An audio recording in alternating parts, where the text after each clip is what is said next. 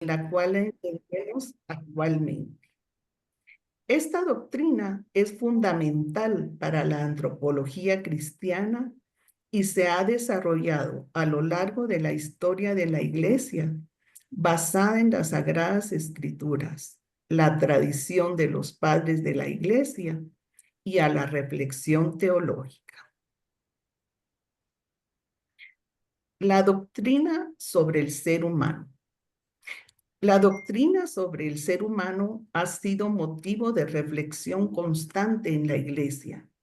La idea de cuerpo-alma está mencionada implícita o explícitamente en numerosos dogmas. La encarnación, la resurrección, el pecado original y la santidad han sido tratados en diferentes concilios en los cuales se ha contribuido a su desarrollo. Concilio de Nicea, año 325. Afirmó la plena divinidad de Jesucristo, estableciendo la unión hipostática en Cristo, modelo para la unión de alma y cuerpo en el hombre.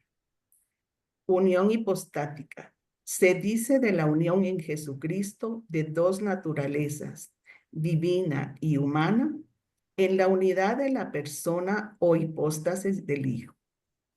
Este concepto filosófico, teológico, es fundamental para la comprensión cristiana del misterio de Dios Trinidad, de Jesucristo, Hijo de Dios encarnado, y de la verdad del hombre.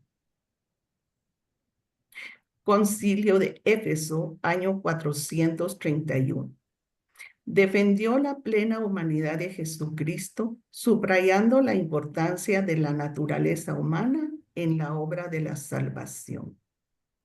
El dogma de la maternidad divina definido en Éfeso se refiere a que la Virgen María es verdadera Madre de Dios.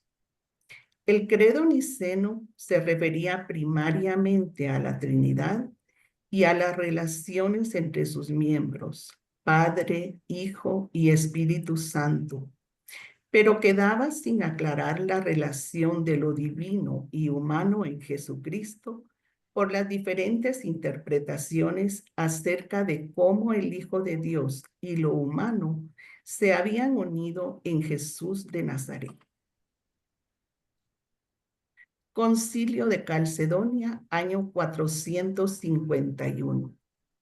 Definió la doble naturaleza de Cristo, divina y humana, sin confusión ni división, lo que tiene implicaciones directas para la comprensión de la naturaleza humana.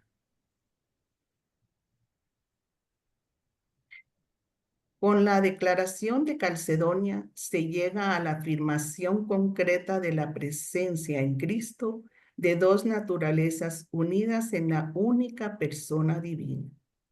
De esta forma, la verdad cristiana fundamental, que la salvación ha sido realizada por el que es perfecto mediador entre Dios y el hombre, colmando con su ser la distancia infinita que existía entre los dos, quedaba sin riesgo de anular la dimensión humana de Cristo. Que el hombre Jesús sea Dios es algo que no quita nada a su humanidad y representa el modo más perfecto de ser hombre, y con esto enriquece la antropología actual. Concilio Vaticano II, años 1962 a 1965. El Vaticano II fue un acontecimiento en la vida de la Iglesia del siglo XX. Constituye una etapa fundamental en la historia universal. Reafirmó la dignidad de la persona humana y la importancia de la unidad cuerpo-alma en la Constitución Pastoral Gaudium et Spes. La visión católica de la unidad cuerpo-alma tiene una destacada importancia para la vida espiritual, porque la espiritualidad cristiana abarca todo el ser humano, cuerpo y alma. Para comprender el significado del cuerpo humano, hay que referirse a la concepción antropológica que variará según sea la antropología. Puede ser una perspectiva bíblica, antropológica, estructural, que define al hombre en su constitución natural de ser del mundo. La antropología bíblica se caracteriza por ser unitaria y global. El hombre es cuerpo y alma. El cuerpo designa al hombre como totalidad, como persona. Vemos en Romanos 6. Así que no permitáis que el pecado reine en vuestro cuerpo mortal. De ese modo, no acataréis sus deseos. Os exhorto, pues, hermanos, por la misericordia de Dios, a que os ofrezcáis a vosotros mismos como un sacrificio vivo, santo y agradable a Dios. Tal debería ser vuestro cuerpo espiritual. El magisterio señala en Gaudium et Spes del Concilio Vaticano II que, de acuerdo a la perspectiva bíblica, se habla del hombre como una unidad de alma y cuerpo, que por su misma condición corporal es una síntesis del universo material. Gaudium et Spes 14. Y por tanto, recuerda que el hombre no debe despreciar la vida corporal. Por el contrario, debe tener por bueno y honrar a su propio cuerpo, que ha de resucitar el último día. El cuerpo del hombre participa de la dignidad de la imagen de Dios. Es cuerpo humano porque está animado por el alma espiritual. Y es toda la persona humana la que está destinada a ser, en el cuerpo de Cristo, el templo del Espíritu.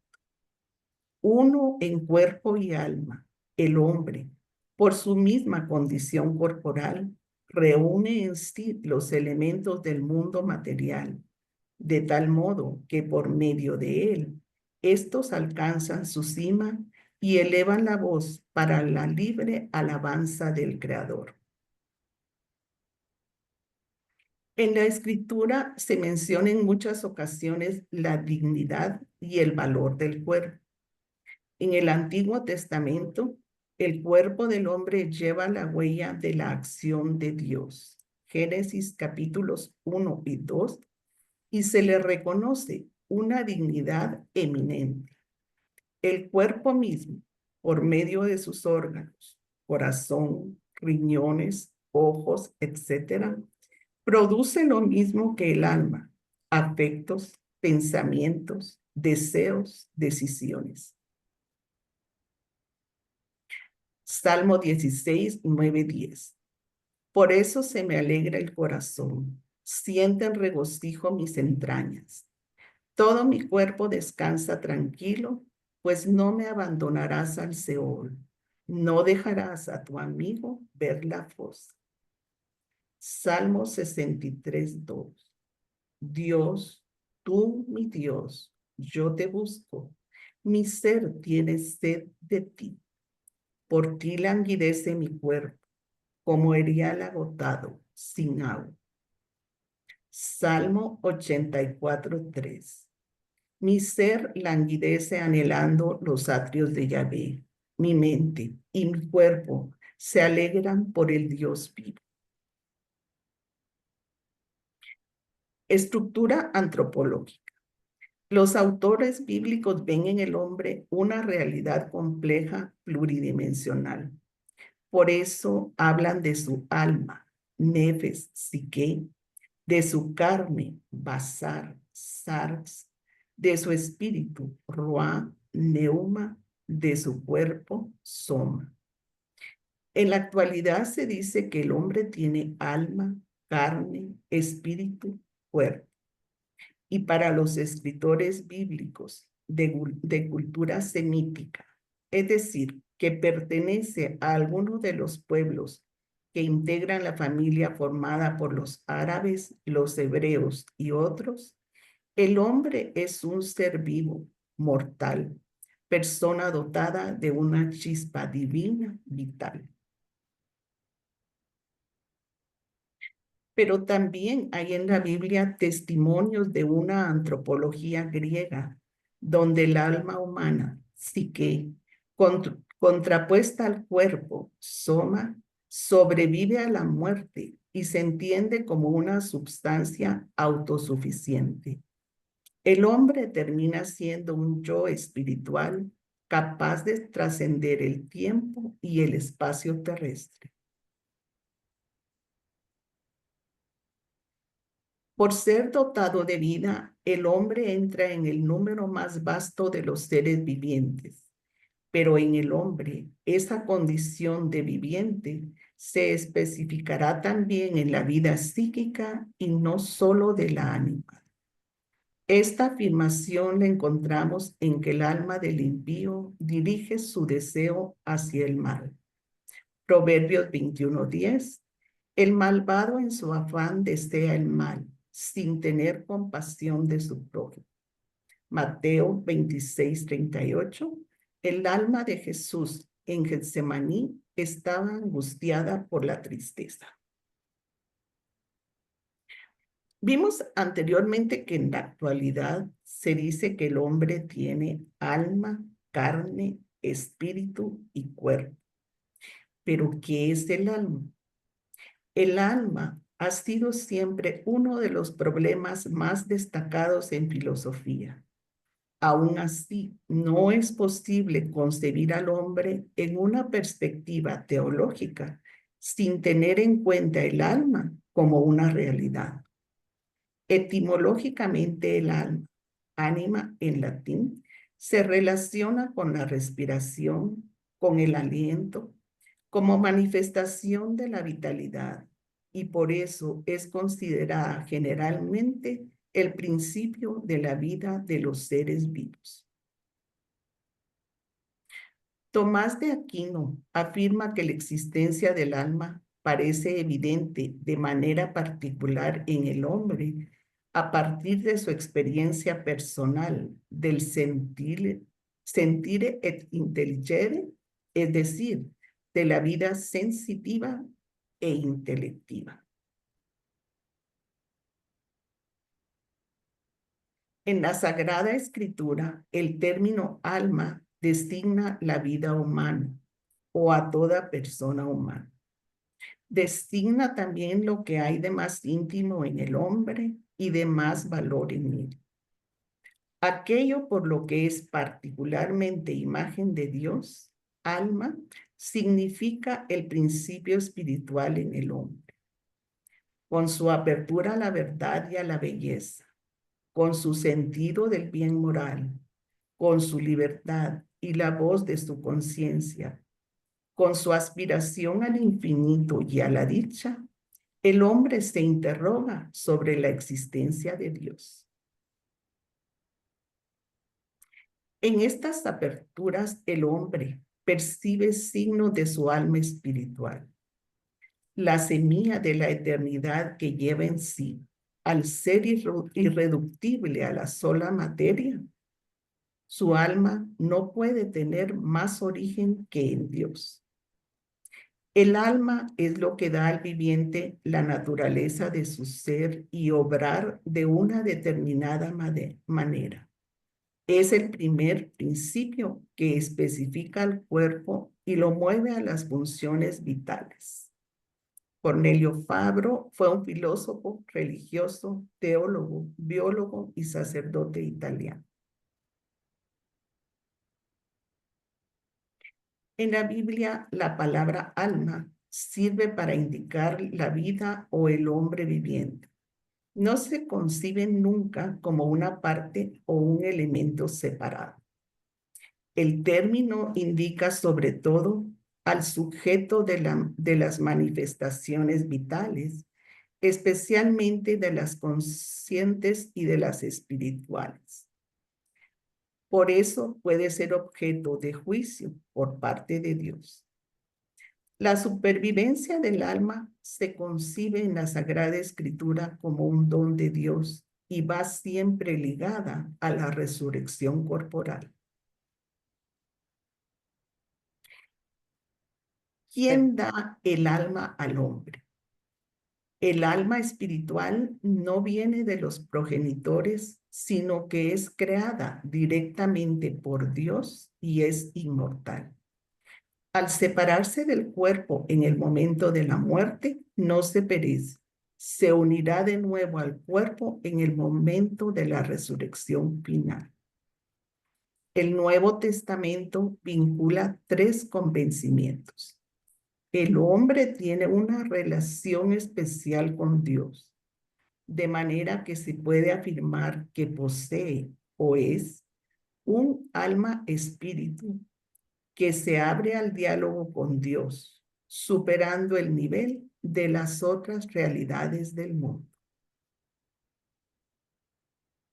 La relación del alma con Dios se plenifica en la resurrección, es decir, en la culminación de la historia que se identifica con el reino de Dios.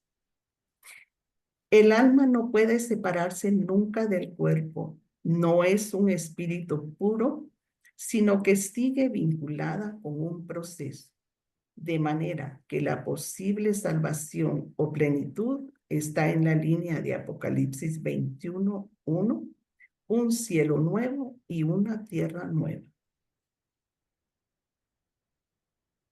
¿Qué significa el término carne y cuál es su importancia? El término carne designa al hombre en su condición de debilidad y mortalidad. La carne es soporte de la salvación. En efecto, creemos en Dios que es el creador de la carne. Creemos en el Verbo hecho carne para rescatar la carne, perfección de la creación y de la redención de la carne.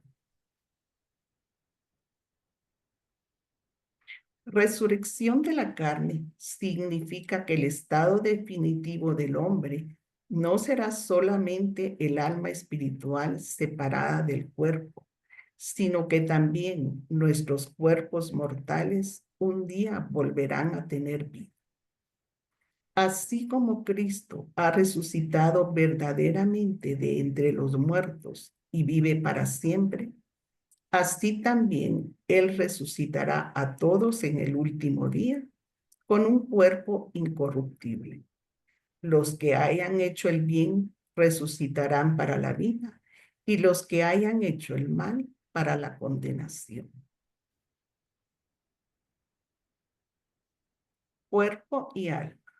Debido a la comunidad de origen, el género humano forma una unidad, porque Él creó de un solo principio todo el linaje humano para que habitase sobre toda la tierra y fijó los tiempos determinados y los límites del lugar donde habían de habitar, de una sola sangre, de una sola nación, de una sola raza. La raíz de la dignidad de la persona humana está arraigada en su creación a imagen y semejanza de Dios, dotada de alma espiritual e inmortal, de inteligencia y de voluntad libre. La persona humana está ordenada a Dios.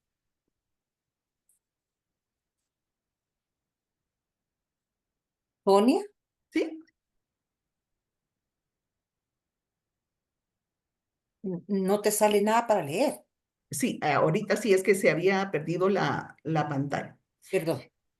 La raíz de la dignidad de la persona humana está arraigada en su creación a imagen y semejanza de Dios, dotada de alma espiritual e inmortal, de inteligencia y de voluntad libre. La persona humana está ordenada a Dios y llamada con su alma y con su cuerpo a la bienaventuranza eterna. Jesús muestra que su gloria pasa a través de la cruz y otorga un anticipo de su resurrección y de su gloriosa venida, que transfigurará este miserable cuerpo nuestro en un cuerpo glorioso como el suyo. De la encíclica Summi Pontificatus por el Papa Pío XII, publicada 20 de octubre de 1939. Maravillosa visión que nos hace contemplar el género humano en la unidad de su origen en Dios, en la unidad de su naturaleza, compuesta de igual modo en todos de un cuerpo material y de un alma espiritual, en la unidad de su fin inmediato, de su misión en el mundo, en la unidad de su morada. La tierra, cuyos bienes todos los hombres, por derecho natural, pueden usar y sostener y desarrollar la vida, en la unidad de su fin sobrenatural. Dios mismo, a quien todos deben entender, en la unidad de los medios para alcanzar este fin, en la unidad de su rescate realizado por Cristo. Concepción antropológica del cuerpo y el alma. La concepción antropológica griega se caracteriza por el dualismo, afirmando la conflictividad entre el cuerpo y el alma. Según Platón, el alma y el cuerpo son dos sustancias completas, unidas accidentalmente durante la vida terrena, sin llegar a formar una sustancia única. El alma, por sí sola, constituye la esencia verdadera del hombre y se encuentra en el cuerpo como dentro de una cárcel. Aristóteles. Para Aristóteles, el alma y el cuerpo son dos elementos totalmente distintos, pero no son dos sustancias completas, y las dos juntas dan origen a una sustancia completa, el hombre. Para Aristóteles, el cuerpo es materia extraña y opuesta al espíritu. Los dos coprincipios del hombre no presuponen un solo origen, porque la materia es eterna y se contrapone a Dios. Santo Tomás. Santo Tomás aporta a la recuperación del valor positivo del cuerpo, la unión substancial entre los dos constitutivos del hombre, originados ambos por Dios, está determinada por un único acto del ser, al alma que mantiene en ser también al cuerpo. De aquí se deriva la unidad de la actividad humana, que es siempre físico-espiritual.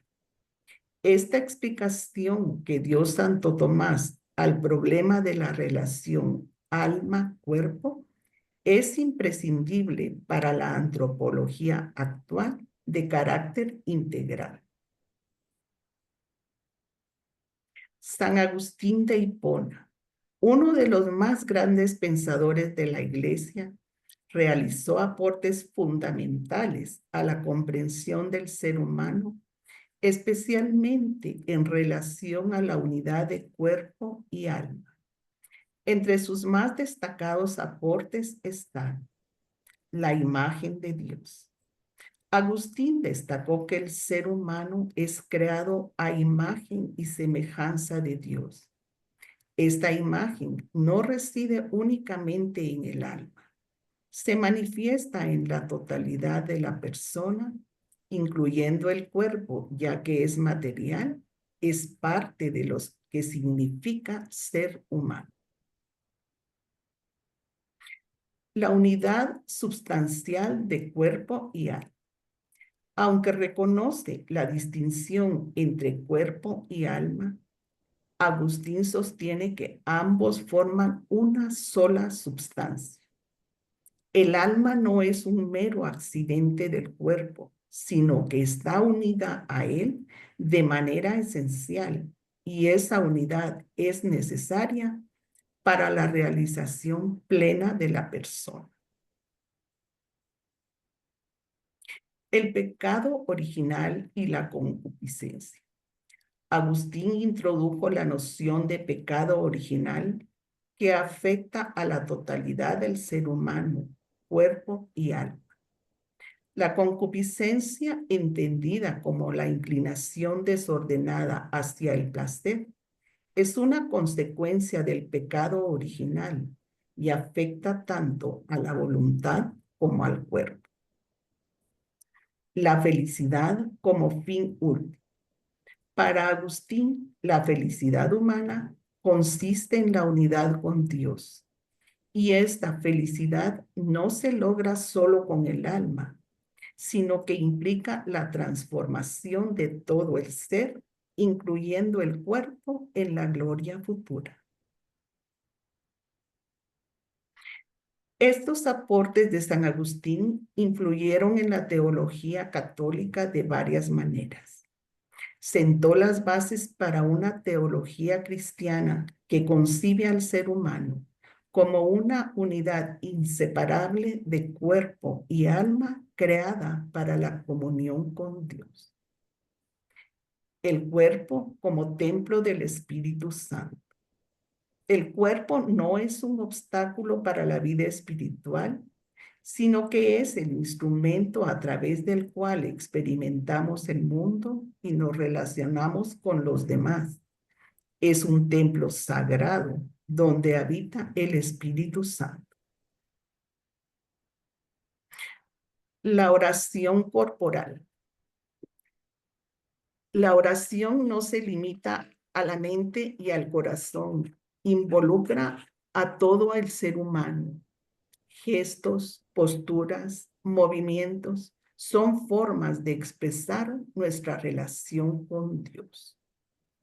El ascetismo, la práctica de la virtud y la lucha contra el pecado implican tanto una purificación interior como una disciplina corporal. El ayuno, la vigilia y la mortificación son ejemplos de prácticas ascéticas que buscan integrar el cuerpo y el alma en la búsqueda de Dios. El camino de la perfección pasa por la cruz. No hay santidad sin renuncia y sin combate espiritual. El progreso espiritual implica la ascesis y la mortificación que conducen gradualmente a vivir en la paz y en el gozo de las bienaventuranzas. Ayunar y abstenerse de comer carne cuando lo manda la Santa Madre Iglesia asegura los tiempos de ascesis y de penitencia, nos preparan para las fiestas litúrgicas y para adquirir el dominio sobre nuestros instintos y la libertad del corazón. Penitencia. La penitencia en la vida cristiana se expresa de diferentes maneras, especialmente el ayuno, la oración y la limosna. Estas y otras muchas formas de penitencia pueden ser practicadas en la vida diaria del cristiano. De latín penitentia significa la conversión del pecador y designa el conjunto de actos interiores y exteriores dirigidos a la reparación del pecado conocido. El ayuno es una de las formas de piedad, limosna, ayuno y oración. Para prepararse conveniente para la comunión, los fieles deben observar el ayuno prescrito por la Iglesia. La llamada de Jesús a la conversión y a la penitencia no mira en primer lugar a las obras exteriores, el saco y la ceniza, los ayunos y las mortificaciones, sino a la conversión del corazón, la penitencia interior. Sin ella, las obras de penitencia son estériles. Por el contrario, la conversión interior impulsa a la expresión de esta actitud por medio de signos visibles, gestos y obras de penitencia. En Ezequiel 37, 4, 6 encontramos que dice: entonces me dijo, profetiza sobre estos huesos. Les dirás, huesos secos, escuchad la palabra de Yahvé. Esto dice el Señor Yahvé a estos huesos: voy a infundir en vosotros un espíritu que os hará vivir. Os cubriré de nervios, haré crecer carne en vosotros, os cubriré de piel, os infundiré espíritu y viviréis, y sabréis que yo soy Yahvé. La caridad. El amor al prójimo se expresa tanto en los actos espirituales como en obras de misericordia: servir a los demás, cuidar de los enfermos y aliviar el sufrimiento son formas de vivir nuestra fe. Una de las más destacadas características de la caridad es que está en relación con los demás, pero no siempre está apoyada en una actitud de expresión teológica.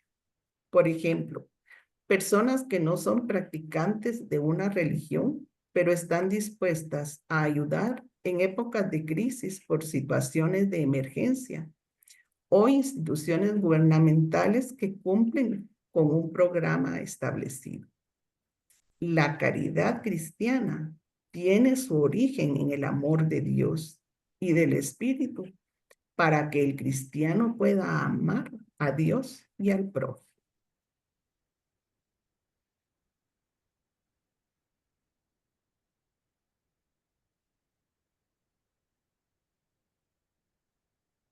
En Juan vemos que dice: ¿cómo tú, siendo judío, me pides a mí, que soy una mujer de Samaria? Jesús le respondió: si conocieras el don de Dios y supieras quién es el que te dice, dame de beber, tú se lo habrías pedido a él y él te habría dado agua viva. La caridad cristiana es incondicional porque es un don que motiva a servir a los demás utilizando dones y talentos en una actividad que supera a una actitud filantrópica, ya que su motivación viene de Dios.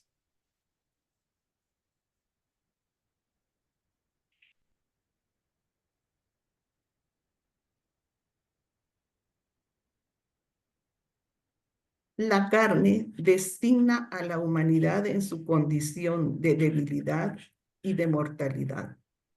Al revestirse de nuestra humanidad, la palabra de Dios ha asumido todas sus debilidades, incluida la muerte. La encarnación de Jesucristo, el Verbo de Dios hecho carne, revela la dignidad del cuerpo humano y su unión inseparable con el alma.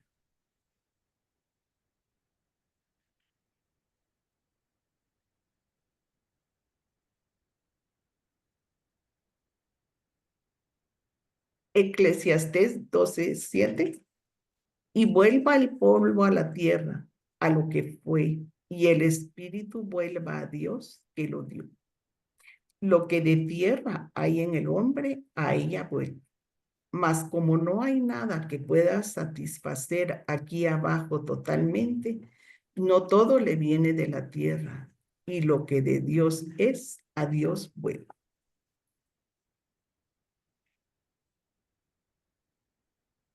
Las raíces bíblicas. El Antiguo y el Nuevo Testamento ofrecen una visión integral del ser humano, creado como una criatura a imagen y semejanza de Dios. El Génesis presenta al hombre y a la mujer como una unidad indisoluble, creados para vivir en comunión con Dios y entre sí. San Pablo nos dice que el alma es parte de lo que nosotros, seres humanos, somos por naturaleza. Todos tenemos alma, pero según dice él mismo, no todos tenemos espíritu, porque para tener espíritu se necesita la acción de Dios en la vida humana. Si tenemos espíritu, es porque se ha restablecido la amistad entre Dios y nosotros, gracias al sacrificio de Cristo y a la efusión del Espíritu Santo, que es un fruto precioso de la Pascua de Cristo.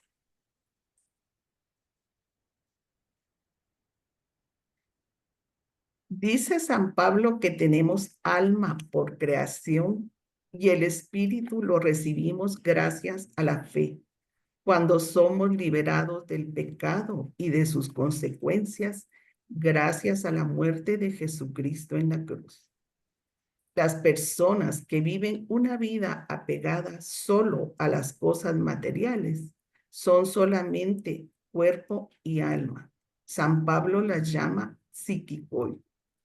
Las personas que viven en gracia de Dios por la fe y la caridad son llamadas gente con espíritu neumático.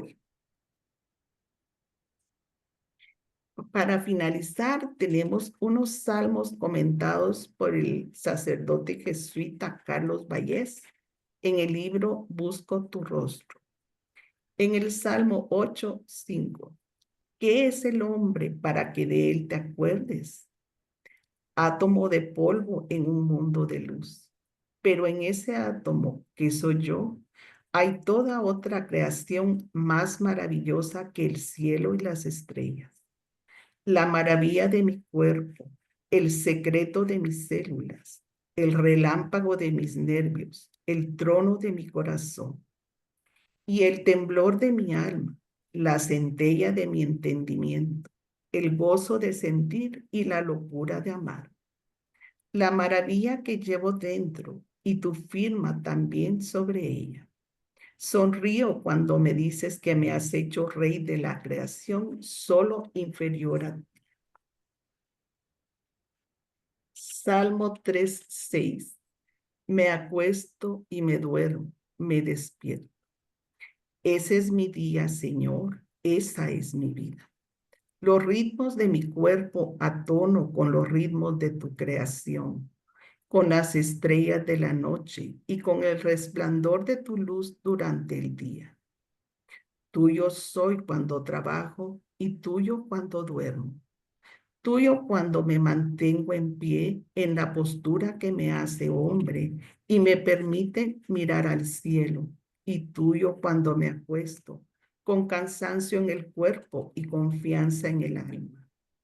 Y me tumbo sobre la tierra que tú has creado para que me sostenga durante la vida y me reciba en la muerte, amparando mi cuerpo cuando tú recibas mi alma.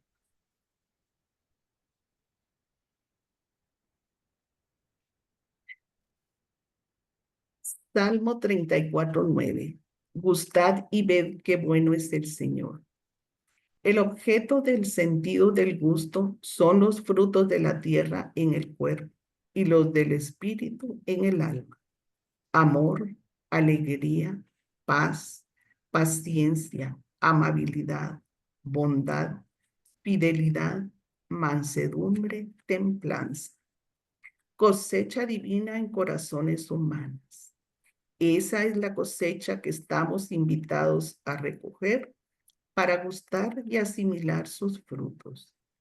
La alegría brotará entonces en nuestras vidas al madurar las cosechas por los campos del amor, y las alabanzas del Señor resonarán de un extremo al otro de la tierra fecunda.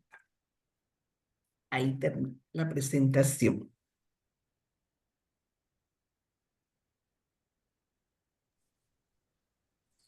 Wow, Sonia, gracias. Con gusto, Conchita.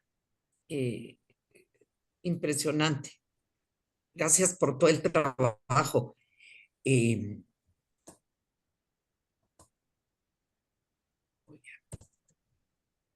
Fue Vamos a, música, Am, Aplauso, aplauso, aplauso, perdón. Sí, Gracias, Sonia. con todo gusto. Muchas gracias, Sonia, muy bello. Gracias. Felicidades, Sonia. Aplauso. Gracias, Una Pati. exposición muy amplia de cada uno en un momento tiene una problemática muy profunda que es imposible agotarlo en una exposición de conjunto, pero nos ha dado una visión no solamente del alma como tal, sino de su relación humana y la capacidad de crear esta atmósfera cristiana iluminada por el Espíritu que se extiende a todas nuestras relaciones con las personas humanas. Y para toda la iglesia es realmente la presencia de la revelación en la iglesia para la humanidad entera. En ambos casos hay esa fuerza íntima que pasa a través de las almas. Las almas están unidas intensamente a la conciencia de cada individuo, porque a través de verse a sí mismo y pensar en el creador que le ha dado esta energía, está realizando el plan de Dios para la humanidad entera y nuestra salvación. Gracias, Sonia. Con Muy mucho gusto, bonita tu Pati. exposición.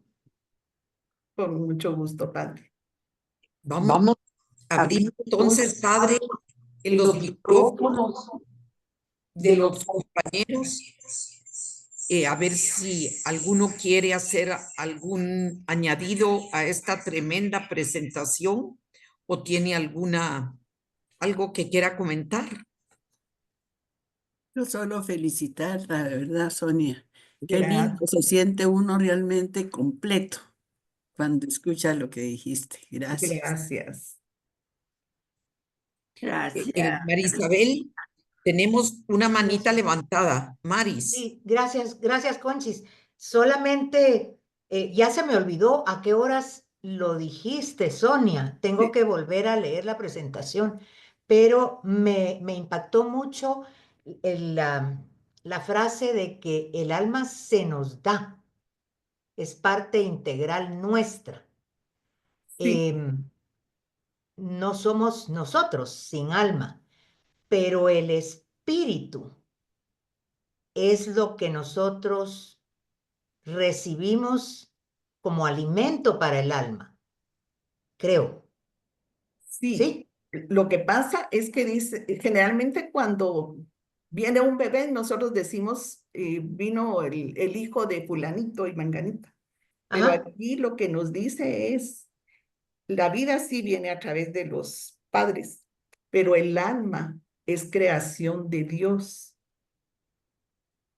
Sí, pero te viene en el momento en que tú eres concebido como Ajá. persona, Sí, sí, sí. pero no crece a menos que tú tengas el espíritu que la alimente, Exacto. ¿correcto? Sí, sí, sí, Ah, ok. sí, Entonces sí, todo el mundo tiene sí. alma, no todo el mundo la puede elevar y es a través de nuestra negación y nuestras privaciones y nuestra forma más o menos de negarnos a nosotros mismos que vamos adquiriendo más espíritu y creciendo en el alma. San Pablo lo explica, nos lo Sí, explica muy sí, claro, porque nos dice, todos tenemos cuerpo y alma, Ajá. pero la persona con espíritu es la persona que vive para Dios, o sea, que Ah. sirve a Dios con ese cuerpo y alma. Eso es lo que la hace ser un ser espiritual, según nos explica San Pablo. sí. Ok. Ahora solo tengo una de esas mis inquietudes sobre el alma inmortal. ¿A dónde va esa alma inmortal? Aquí hay una frasecita de que el polvo al polvo, el cuerpo lo tengo clarísimo. ¿A dónde va?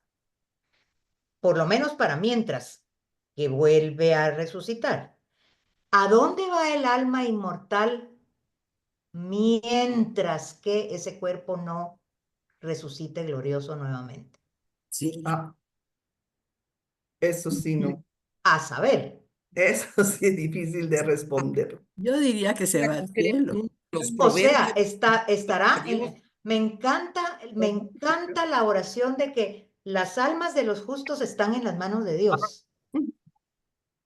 Y si están en las manos de Dios y Dios está en todas partes, Se ve que no sabe. esa alma está en todas partes. Con Dios. Está en las manos de Dios siempre. Es que así dijo el padre que dio la homilía en el funeral de María Olga Iturbide, y eso me fascinó. Se lo decía a los nietos de María Olga, les decía, ustedes piensen en su abuelita, que si su alma está en las manos de Dios, y si nosotros creemos que Dios está aquí con nosotros y en todas partes, aquí va a estar esa alma también. Donde está Dios está esa alma buena.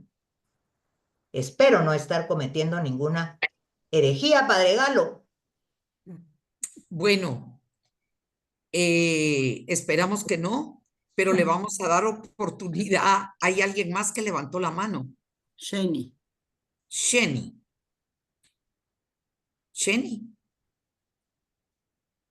Ya me escuchan, es que no había prendido mi micrófono. Ya. Ya. Que el padre Galo también me diga, yo me estoy apoyando, dos cosas quiero decir. Una, que con esta presentación reafirmo que somos creados a imagen y semejanza de Dios. Él es Padre, Hijo y Espíritu Santo. Nosotros somos cuerpo, alma y espíritu. Ese espíritu que con lo mismo que dijo Isabel de Eclesiastés, de que cuando uno muere el cuerpo vuelve al polvo y el alma vuelve al espíritu de Dios, es la pregunta que yo le tengo al Padre. Si nuestro espíritu, que es el soplo de vida, pienso yo, y que nuestro cuerpo es el templo del Espíritu Santo, cuando morimos, no todos completos, pero sí el espíritu, si hemos vivido una vida recta, vuelve al Señor, a su espíritu, porque como que si fuéramos parte del espíritu de Dios, no que somos el espíritu de Dios, pero si no, sí parte de él. Toda la vida he pensado que por eso somos creados a imagen de nuestro Señor. Padre, no sé si estoy bien o estoy mal. Pues vamos a ver si nos entendió. ¿Dónde está No, Padre? yo sí entendí, pero hay cosas que nos limitan y son las palabras. Hasta donde la palabra alma alcanza la totalidad de uno que soy yo. Cuando una palabra tiene un sentido dentro de un discurso, entonces solo llega su significación hasta puede dentro de ese discurso, pero es algo más. O sea, cuando usted habla del alma, trata de definir el alma, sus sentimientos, su bondad, su caridad, todo lo que han dicho a propósito del alma, su relación con Dios. Pero uno ya se pregunta, pero esa alma, ¿dónde está? Entonces está con el cuerpo, pero el cuerpo es vivo con el alma. Entonces está planteando otro problema. Hay una unidad que abarca todo. Esa unidad soy yo. Ese pequeño yo, esta persona humana, que también ya es una definición. Lo que pasa es que el yo no se puede definir, porque es el principio, porque lo une todo. Las demás son capacidades que ese yo tiene. El alma tiene una serie de funciones, se puede entender en su plenitud, pero no en la plenitud de yo, que soy yo, porque yo no soy solo alma, ni soy solo cuerpo, ni soy solo inteligencia, ni soy solo creatividad, relación con Dios. Todo esto trasciende el concepto de alma, pero está dentro de mí. Está limitado por el individuo humano que ha sido creado viviente, cuerpo, alma, inteligencia, espíritu y todas las demás dimensiones que uno puede encontrar dentro de mí. Pero hay un punto de unión, de confluencia de todas estas actividades. Cuando uno habla de alma, generalmente habla de emociones, de sentimientos, de voluntad, pero eso ya pertenece a algo que es más arriba del alma, a la inteligencia, al poder de libertad de uno. O sea, las palabras solo definen un campo limitado. En ese caso, el alma siempre uno evoca la actividad de tipo emotivo, real, corpóreo, unido a la comunidad humana y unido también a Dios. Eso es lo que nosotros debemos en primera plana. Pero esa alma es mi alma que también piensa, sueña, desea, es pecadora o es justa, realiza obra. Todo eso va más allá de lo que es el término de alma.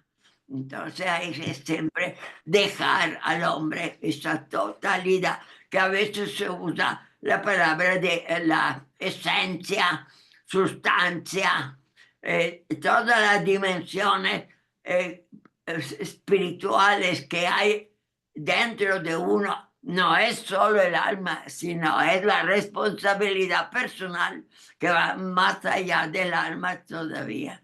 Entonces hay que tener en cuenta que la palabra solo define un aspecto del hombre.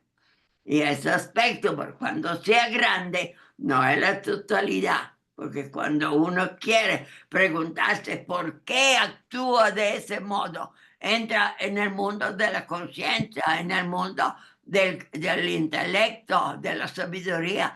Hay otro mundo mucho más grande, ahí mismo, concentrado en la persona individual que es el ser humano. Entonces, es poco peligroso hacerlo depender todo de una palabra, como si la palabra nos da la totalidad del hombre. En realidad, en cualquier teoría, aunque fuera de filosofía, habría que definir los límites de esa palabra para situarla dentro de la totalidad de un universo en el cual existimos, pero también somos responsables. Por lo tanto, hay una apertura mucho más grande hacia el ser humano, hacia el individuo como persona, hacia el espíritu que nos ilumina y la mente que crea universos nuevos.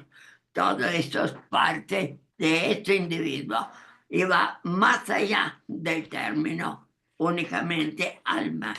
Entonces está muy bien que la hayan desarrollado lo más posible, pero todavía no alcanza la totalidad de lo que es un individuo. Cuando decimos que Dios crea el alma, es un momento difícil porque Dios, el hombre, vive desde el primer momento en la generación de un individuo humano. ¿Cuál es primero? Que primero tiene una vida animal o la vida de su madre y luego viene el alma y le da individualidad. No es eso, la cosa es más complicada que todo eso. O sea, la transmisión de una generación a otra es de algo que está preparando esa vida que ya es humana, que todavía no es individual hasta el momento que se desprende como una autonomía pequeña de la primera célula. Y ahí es donde la fe cristiana nos dice que Dios le da, interviene, lo crea. La diferencia en realidad se ve más claro cuando uno piensa en los resultados. Si el resultado es material, es un límite. Pero si el resultado es inmaterial, entonces, ¿cómo concebimos un alma que tiene actividades que no pertenece a la mamaria, cuando el alma pertenece al cuerpo y está insertada de ese cuerpo? Como ves, todo eso son dificultades. Lo dejamos en el aire, no importa que lo resolvamos. Lo importante es que tenemos alguna idea de lo que estamos diciendo. Para nosotros, la alma tiene este valor, ese cargamiento de mérito y de fuerza para enfrentarse con Dios, para relacionarse con los hombres. Hasta ahí llegamos. Pero si quiere entrar más, el hombre es más que todo eso. Es todavía más cuando decimos persona, cuando decimos inteligencia, cuando decimos el hombre creador, igual como Dios crea. Y el hombre a su modo también crea. Entramos en unos mundos que van más allá del alma, más allá de la simple individualidad de un cuerpo animado por esa vida que es el alma. Bueno, de esto quizá hablaríamos en otra oportunidad. De todas formas, gracias por haber expuesto temas que tienen un aspecto muy difícil pero cuando citan ustedes los salmos, las cartas de Pablo, están en una base segura, porque sobre esa base tenemos una iluminación que viene directamente de Dios a través de la inspiración sagrada a esos textos. Gracias.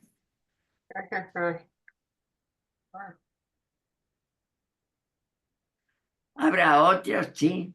Ya estamos pasando el tiempo. Sí, ya nos pasamos de nuestro tiempo establecido. Hay Freddy levantó la mano. Es corta tu intervención, Freddy. Pues Que me- fíjate que sí, pero la respuesta se me hace que va a ser muy larga. Yo tal vez lo que voy a hacer es que se la voy a mandar al padre mejor en directo, ¿ah? Porque lo que quiero yo que me aclare es sobre el espíritu. Entonces sí, vamos a extendernos mucho y por respeto a todos que están desde Es- las 6 de la tarde aquí en estas, pues entonces mejor se lo voy a mandar al padre. Y mira, Sonia, muchas gracias. Hacía rato que no nos daban una cátedra sobre estos temas tan difíciles. Muchas gracias. Sí, Con gusto. yo tengo la impresión de que Olga quiere decir algo. Tenés apagado el micrófono. Mónica. Gracias, Olga. Buenas noches, Padre Galo. Cuando estaba preguntando Isabel, me recordé de que cuando Dios resucitó, y lo dice en el credo, dice, resucitó, bajó a los infiernos y subió al cielo.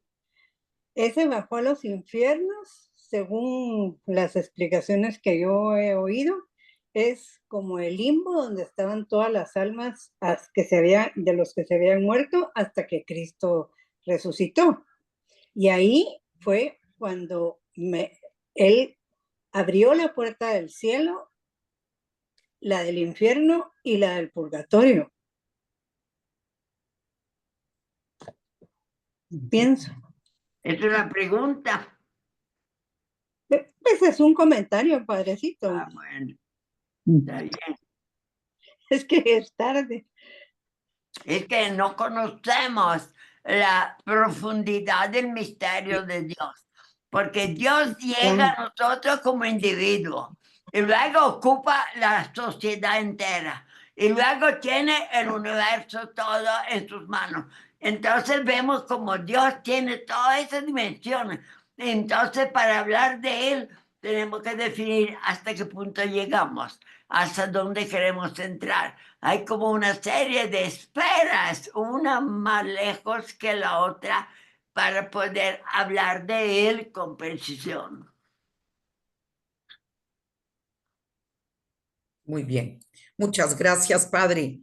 Entonces, Sonia, de nuevo, gracias por la cátedra del día de hoy, por el tiempo que le pusiste, por lo claro de tu voz y también por los textos Nos encantó con Merceditas el texto de San Pablo, donde hablas acerca del cuerpo, del alma y del espíritu. Sí. Y vamos a leerlo con profundidad. Así Gracias. que muchas gracias a todos los presentes. Padre Galo, vamos a pedirle su bendición final y nos despedimos hasta el próximo lunes, Dios mediante. Pero antes, Conchita, Sonia nos va a compartir esa linda presentación. Sí, sí, Ah, con mucho sí, gusto. sí. Te Sí, la claro. mando, Pini, Sí, Gracias. por favor, por favor. con gusto. Pero mejor si la Felicitaciones, mandas, Sonia. Me Gracias. encantó la Bien, Sonia, última por parte de favor. los salmos. Te felicito. ¿Verdad? Pero Ay, qué Sonia, lindo. Muy Sí. lindo. perdón, Sonia, mándala a Grupo Padre Galo, por favor. Ah, muy bien. Muy Sí, yo bien. de ahí Mándala. la guardo, no te preocupes. Después la gusto, Pini así lo la haré. guarda. Muy Sí, bien. mándala al grupo. Y yo se la mando a la misa como Eucaristía. ¿Ok? Bueno, entonces, Padre Galo, su bendición, por favor. Hacemos un acto de agradecimiento porque frente a estas grandes verdades hay también a veces de usar el lenguaje inadecuado. Gracias a Dios hemos escuchado un lenguaje muy apropiado y muy claro. Bendito sea el Señor y bendito sea el Espíritu que nos ha bendecido. Y la bendición de Dios Todopoderoso, Padre, Hijo y Espíritu Santo, descienda sobre todos ustedes y permanezca siempre. Amén. Amén. Amén. Que pasen buena noche. Muchas gracias. Muchas noches. gracias, Gracias. gracias. Gracias. Gracias a todos. Padre. Gracias. Gracias, Dios, Conchita. Mónica. Buenas noches. Gracias. Gracias. Buenas noches a noches. todos. Gracias, Gracias, Padre. Sonia. Buenas Gracias, noches a Padre. todos. Gracias, Sonia. Con gusto. Buenas Sonia, buenas noches. Buenas Adiós noches. a todas. Muy buena Igualmente. presentación. Claro, se quedan tantas dudas aquí. Mm. Bueno, mire, cuénteme rapidito de su Ahorita nueva voy con copa. mucho gusto. No.